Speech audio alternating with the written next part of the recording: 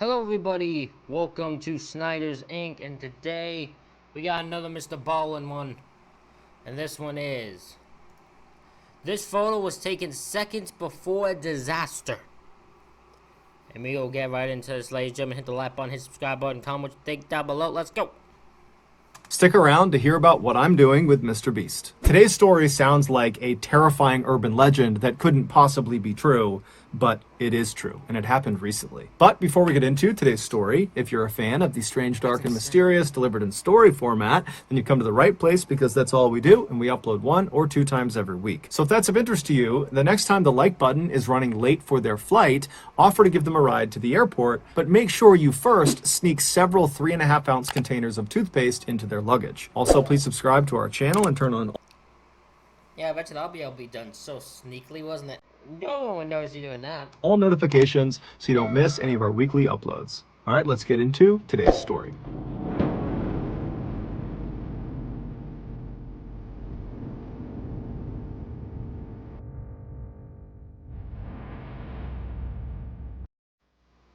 It started with a whistle, but then it has some information may be inaccurate because as this is a developing so how recent is this? In 2017, 27-year-old Lydia Makarchuk left her home country of Ukraine and moved to Bracknell, which is a town just outside of London. Shortly after moving into her new apartment, Lydia went out and got a job as an accountant. So this was done about a year ago. That's still like 2017. That's not long ago in theory. That's like what, 7 years ago? Not even 6, maybe 5, 6. Like, that's insane how recent this is. I don't know what the result of this is, but very recent.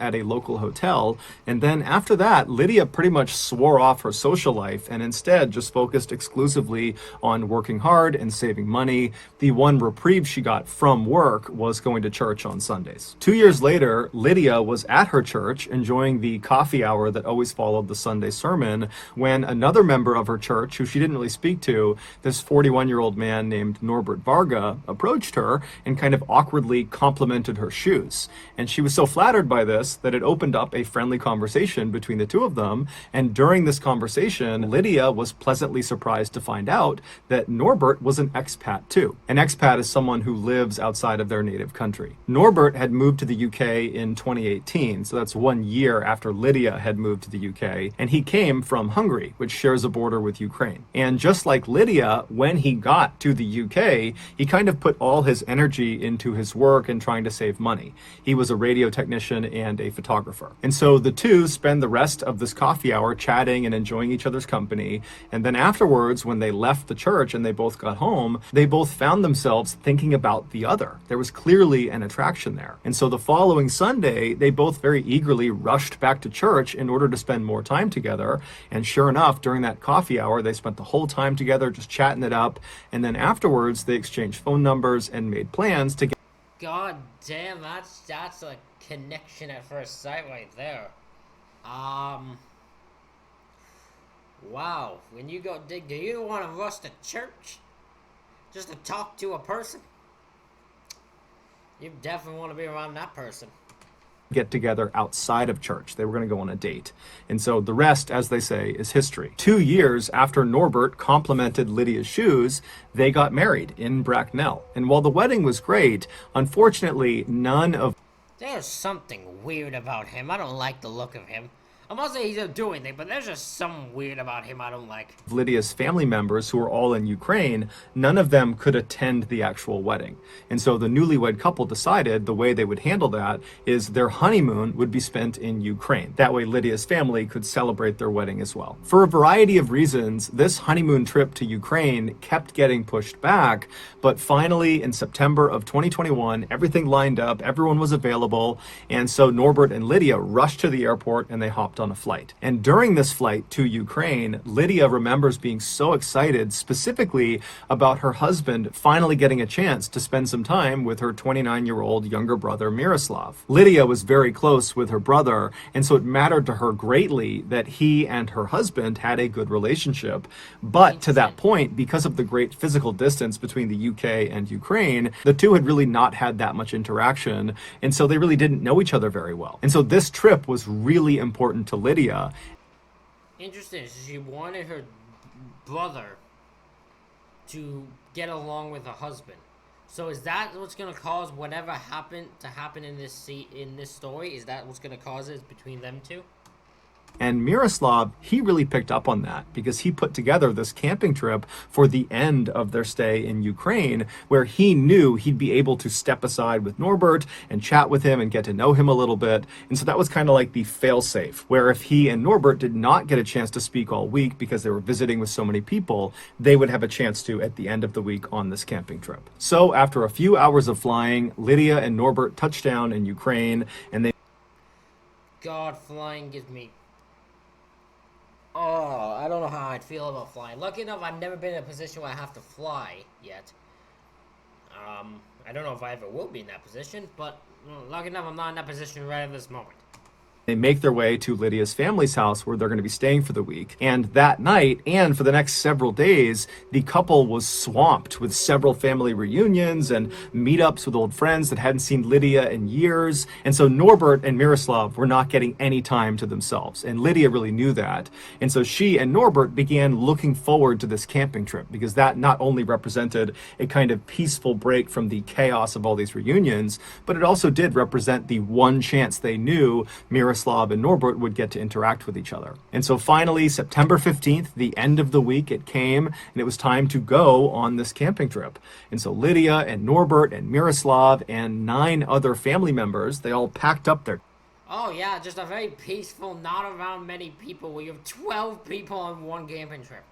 Tents and their camping belongings, and they loaded up a couple of cars, and they drove over to the base of the Carpathian mountain range. This mountain range, which stretches for nearly 1,000 miles across Eastern and Central Europe, are very popular amongst tourists because it's stunningly beautiful. Everything is green and lush, and there are these crystal clear lakes and breathtaking waterfalls and all these amazing animals running around, and there's no mosquitoes, and they have these really cool hikes that bring you up to these very impressive overlooks. And so that night, Miroslav had made reservations for this one campsite, this very popular campsite that was up in this clearing, not too far up the mountain, and it had this great view down to the forest below, and because it was in a clearing, it had this unobstructed view up to the sky, where in this area, you could look up and just see stars in every direction. And so when Lydia and the rest of this group arrived in the parking lot of this mountain range, they were all really excited to get up to this campsite and just enjoy being there.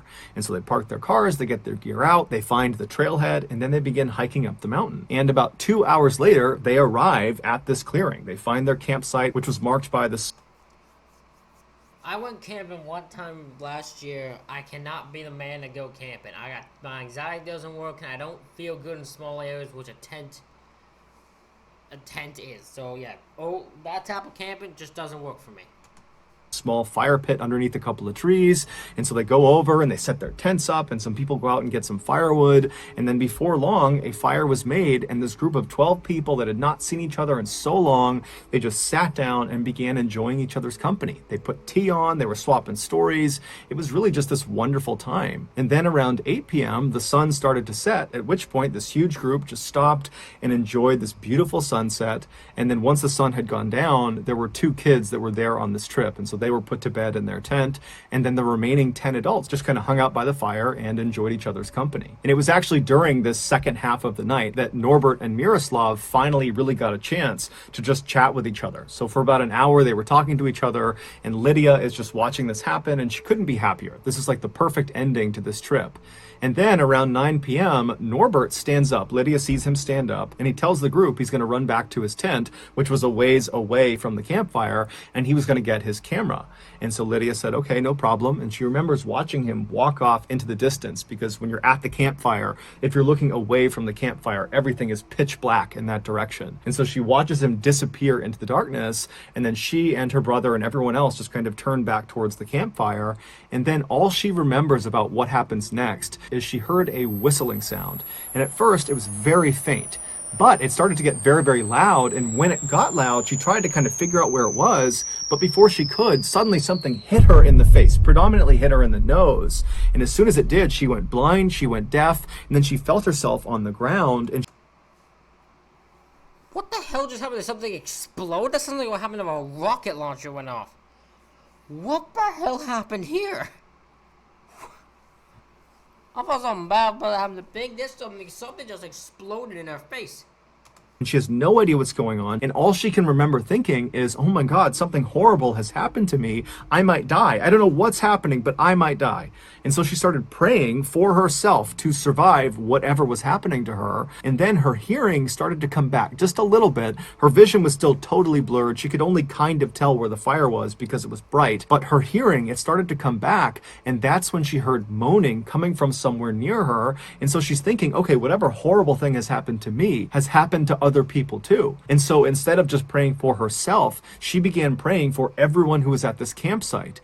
And so as her hearing is getting louder and louder, and she's hearing more and more moaning and crying happening all around her, she suddenly hears her husband screaming her name. Her vision is still gone, but she knows it's him, and he lands right behind her and he grabs her and he's just repeating her name over and over and over again. And then Lydia manages to kind of choke out to her husband, what happened?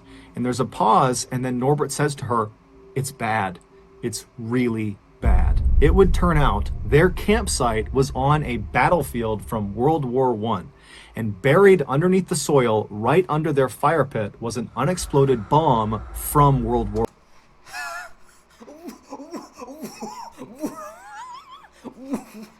What? What?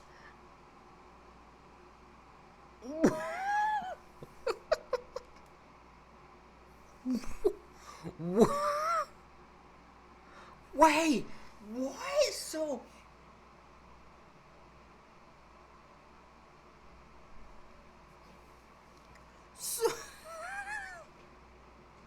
So their campsite took place on a battlefield from a World War One, and under the campfire area was a fucking undetonated bomb from World War One that they somehow detonated and exploded in everyone's face. What? That is that is not at all what I thought the story was going. That's insane. I, meaning for over 100 years, countless campers have arrived at this campsite and lit fires on top of this bomb that they couldn't see. And each fire gradually eroded the outer metal casing of this explosive until finally that night in September, with Lydia and 11 of her loved ones nearby, their little fire finally was it. It pushed through that last little bit of the casing and it ignited the bomb and it detonated. That whistling that she heard was the sound of the fire finally cutting through that casing and being exposed to the fire. And then that thing that struck her in the face, that hit her right on the nose, that was almost certainly a piece of the bomb itself. So shrapnel that was cutting through her face. And then That is unbelievable. To think that happened just so out of nowhere. You couldn't have planned that. There's nothing they could have done to prevent that. They had no fucking clue. That could have happened to any person, any family that could have happened to. It just so happened to be them. Oh my God. the moaning she heard was primarily her brother, who was right next to her. Lydia would be gravely wounded, but she would survive. As for her brother and another man who was not named, they would not survive. Here is a picture that was taken of the group literally minutes before this bomb detonated.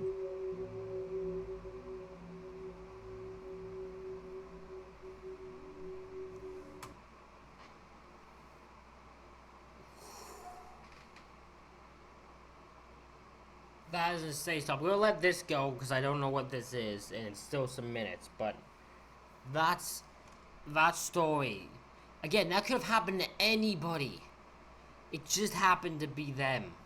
But that could have happened to any person at any family that was on that campsite. Because no one knew. No one knew.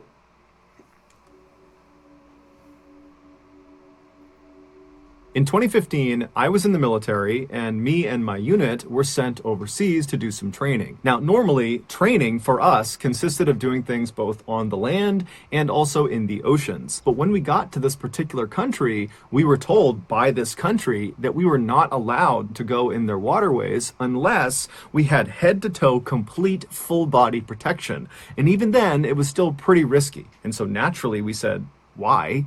And they said, because our waterways are too toxic. They are too polluted. We were skeptical because previously we had dove and been in waters that were really, really hazardous. And so the idea that some trash was going to stop us from doing any training in the water seemed far-fetched. But when we got there and we walked down to the edge and looked out at the water, we were shocked. The water looked black from all the oil and pollution, and amidst this black sludge were thousands and thousands and thousands of pieces of plastic just bobbing on the surface in all directions. It was true. It's insane how much trash we throw into the garbage. Not in the garbage, into the sea. Without realizing it. Or we do realize we're just so ignorant to it. Truly staggering. But what really amazed me was nobody was trying to fix this. There was no attempts being made to clean up this waterway. In fact, the opposite was happening. Because this waterway had gotten so bad, people had just kind of given up on it and just continued to dump trash and pollutants into this waterway. That's even what's more hilarious. Is there people like, we should fix this because we need water. They're like, who needs it? Just keeps dumping stuff into it. Weird how our brain just does not work the way it should. It makes no goddamn sense how stupid it is. And so we would go out on our boats into this water. We would not go in it, but we'd be out in the water and we would look down and we would just see dead sea lions and dead birds and other dead marine animals just floating on the surface. And they had all most likely died from either eating plastic or getting trapped in plastic or consuming some other toxic pollutant. I mean, literally, their homes have become a death trap because of this plastic and pollution crisis. And so a few weeks ago, when I was approached by MrBeast and his team to potentially help support their massive ocean cleanup that they call Team Seas, I immediately said yes. They are trying to raise $30 million by the end of this year in order to remove 30 million pounds of plastic and trash from the oceans, as well as from rivers and also from beaches. This project has the potential to truly change the planet. But we need your help. Every donation counts. I mean it. If you donate even just a single dollar to Team Seas, a full pound of trash and plastic will get removed from the ocean, guaranteed. So if you want to be a part of Team Seas with me... Again, this is an old thing, so I don't think they're doing this this is a continuous thing. I actually don't know. Is this still a thing they do? Is this still a thing? Team Seas? I don't actually know. And MrBeast and hundreds of other content creators and YouTubers and people all around the planet, go to teamseas.org today and give what you can. Thank you. So that's going to do it, guys. If you got something out of that, it's good to know they're trying to help the Earth, and MrBallen wants to help people. It says here on the thing that they've raised $32 million, so that's good. But yeah, both these stories aren't... Well, that story is just insane for how dangerous it is. The freaking first one's insane for how actually insane it is. Like, what the hell are the odds of that? That's gonna make you go... You go camping, you're gonna be worried now because of that. Like, goddamn. Ladies and gentlemen, thank you all for watching. Hope you all enjoyed this reaction video. Hit the like button, hit the subscribe button. Thank you all for watching. I'll see you all for the next one.